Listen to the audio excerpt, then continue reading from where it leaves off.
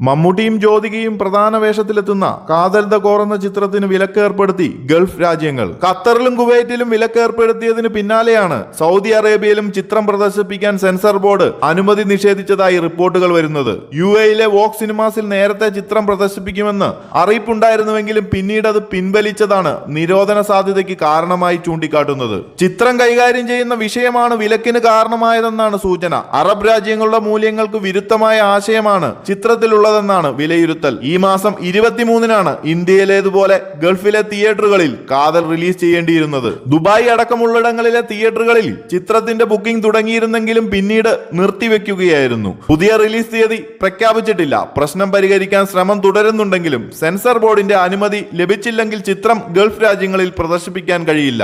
ഗൾഫിലെ തിയേറ്ററുകളിൽ മലയാള സിനിമകൾക്ക് വമ്പൻ ആരാധകരുണ്ട്. 13 വർഷത്തെ ഇടവേളയ്ക്ക് ശേഷം ജ്യോതിക മലയാളത്തിലെത്തുന്ന ചിത്രമാണ് ജിയോ ബേബി സംവിധാനം ചെയ്യുന്ന കാതൽ. 2009-ൽ പുറത്തിറങ്ങിയ സീതാ കല്യാണമാണ് ജ്യോതിക ഒടുവിൽ അഭിനയിച്ച മലയാള ചിത്രം. കണ്ണൂർ സ്ക്വാഡിന്റെ വൻ വിജയത്തിന് ശേഷം മമ്മൂട്ടി കമ്പനിയുടെ ബാനറിലെത്തുന്ന ചിത്രമാണ് കാതൽ ദ കോർ.